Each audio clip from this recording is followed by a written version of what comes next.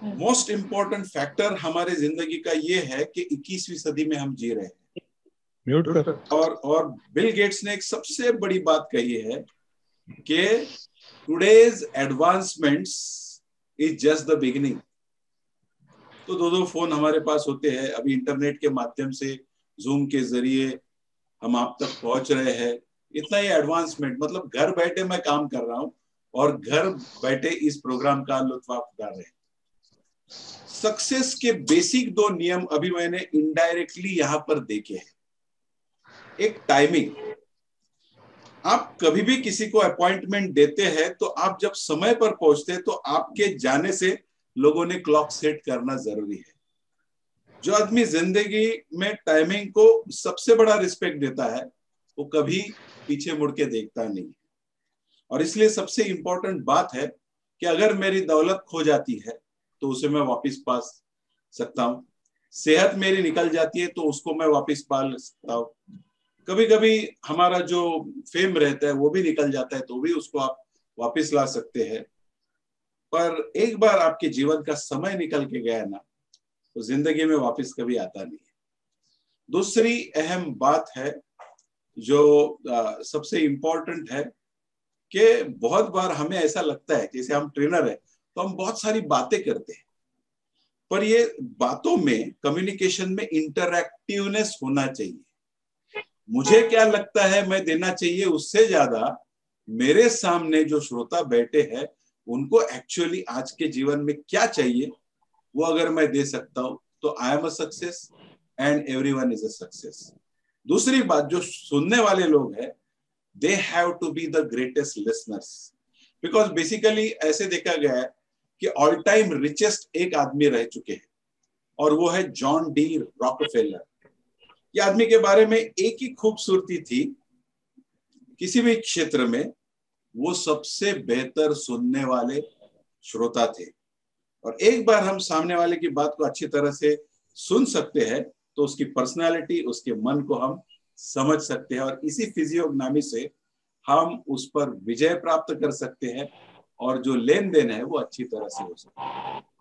अब ये सबसे अहम बहुत सारे पॉइंट्स है। अगर मैं आपको पूछूं कि सक्सेस के लिए क्या क्या चाहिए तो आपसे बहुत सारे अच्छे अच्छे जवाब मिलेंगे। पर फिर सवाल ये खड़ा होता है कि आप फिर उतने स्तर पर सक्सेसफुल क्यों नहीं है ये जानकारी होकर भी। तो ये कुछ 5 बातें हैं जो आपके साथ में सबसे पहले शेयर करना चाहता हूं। आप देख रहे हैं सबसे पहले आपको दिख रहा है विजन। हेलन केलर को दिखता नहीं था और वो सुन भी नहीं सकती थी, पर उसने 5 किताब ब्रेल में लिखी थी। सराहना करने के लिए जब रानी ने अपने महल में बुलाया तो रात के डिनर के बाद उसको पूछा कि दुनिया में जब आप घूमती है तो लोगों से जब मिलने के बाद कौन सी उनके बारे में तकलीफ आप महसूस करती है। उसने अंग्रेजी में जवाब दिया, people have eyes, they can see but they lack in vision. उनके पास दूरदृष्टि नहीं होती है। यहां बैठे बैठे अगर आप ये सीरियस लेक्चर सुन रहे हैं तो आप अगर खुद से सवाल पूछते हैं हु एम आई, उसके बाद ये इमीडिएटली पूछते हैं कि आपको मालूम है आज से 5 साल के बाद आप क्या होने वाले हैं, कैसी आपकी जिंदगी होने वाली है। आज से 25 साल के बाद क्या होने वाला है।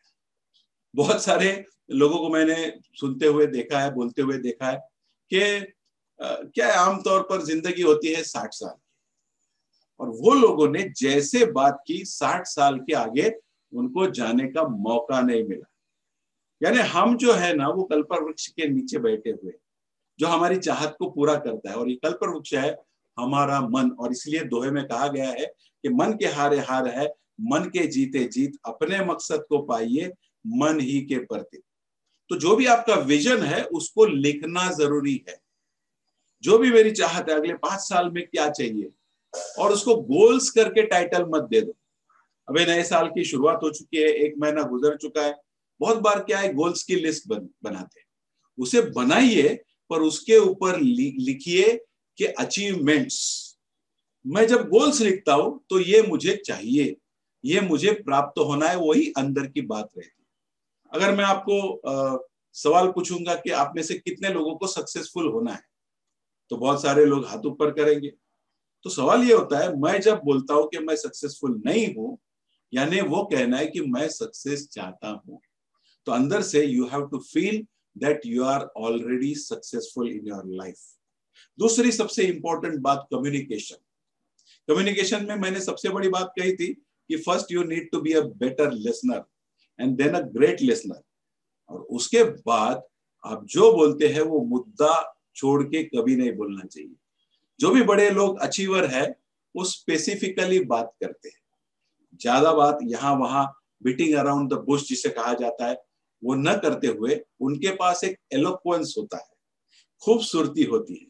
हम लोग मराठी में कहते हैं जो बोलने वाला है उसका मिट्टी भी लोग सोने के भाव से लेते हैं, पर न बोलने वाले का सोना भी कोई खरीदते नहीं। इसलिए कम्युनिकेटर बनो। चार लोगों के सामने अच्छी अच्छी बातें आप कैसे कर सकते हैं, आईने के सामने इसकी प्रैक्टिस करो।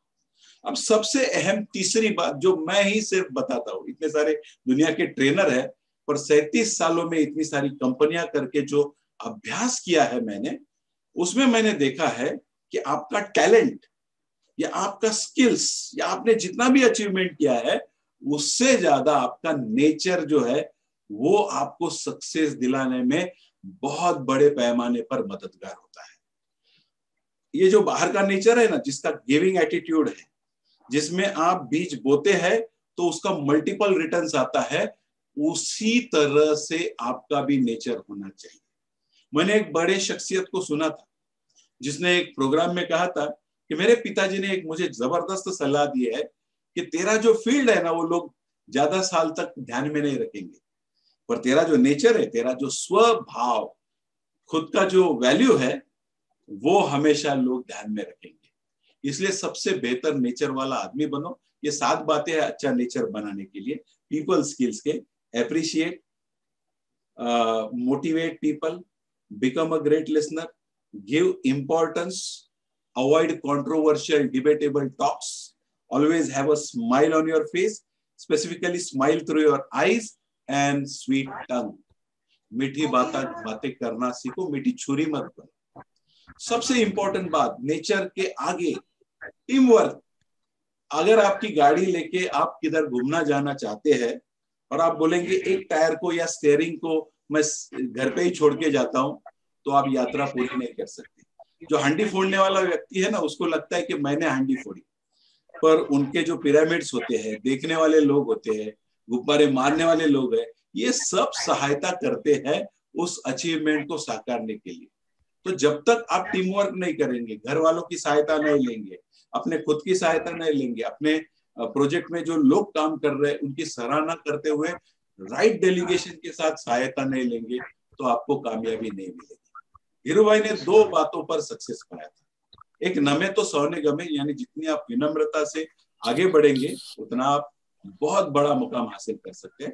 और सबसे पावरफुल उनका सेंटेंस था, my dear friends, dare to dream big. तो छोटा लक्ष्य रखना मतलब एक क्राइम की तैयारी। ओके, तो सबसे आखिर वाली बात है, आपके पास पेशेंस होना चाहिए, परसिस्टेंस होना चाहिए। लोगों के आज के इस फास्ट पेस्ड वर्ल्ड में क्या हो चुका है कि सब कुछ तुरंत चाहिए, इंस्टेंट ग्रेटिफिकेशन। अगर वॉरेन बफे को किसी ने पूछा था कि अच्छी कंपनी का शेयर अगर आपको मिलता है आप कितना रुकेंगे, उन्होंने जवाब दिया था, जन्मों जन्मों तक। तो सबसे पहले बेसिक रूल ध्यान में रखो कि जब तक आप सक्सेस एटीट्यूड के साथ आगे नहीं बढ़ेंगे, सक्सेस आपके पास अट्रैक्ट नहीं होगा। Dress like a winner. आपकी जो खूबसूरती है, जो कुदरत की देन है, आपकी आंखें, आपके बातें करने का तरीका, आपका ड्रेसिंग सेंस, आपकी पर्सनालिटी, आपकी लीडरशिप, ये बातें करनी चाहिए। सो एमरसन का एक कहना है कि आप क्या कह रहे हैं मुझे सुनाई नहीं दे रहा है, because your body language speaks louder than your words. तो आज रात को 12 बजे के पहले आपके जिंदगी की जो अचीवमेंट्स आपको साकारने हैं, गोल्स नहीं, अचीवमेंट जो साकारने हैं, उनको लिख के रखो। 55 साल पहले तेंजिंग नॉर्गे और एडमंड हिलारी ने एवरेस्ट को प्राप्त किया था। उनको बुलाया गया था 3 साल पहले और पूछा गया कि उस शिखर को आपने कैसे हासिल किया, तो उन्होंने जब जवाब दिया कि मेरे अंदर के माइंड के अंदर जो नेगेटिविटी थी उसको पहले मैंने जीत लिया और फिर उस पर सवार होना छोटी बात थी। दूसरा ही एक आदमी ऐसा था जिसको शिखर पर जाना था और एक चाचा जी को उन्होंने नीचे बेसमेंट में पूछा कि सर मुझे शिखर पर पहुंचना है, उसके लिए क्या आप सलाह दोगे? तो उसने एक ही जवाब दिया कि इसी बात का बेटे ख्याल रखो कि हर कदम जो आप आगे बढ़ाने वाले हैं वो शिखर की ओर जाने वाला हो, तो शिखर आप आसानी से काबिज कर सकते हैं।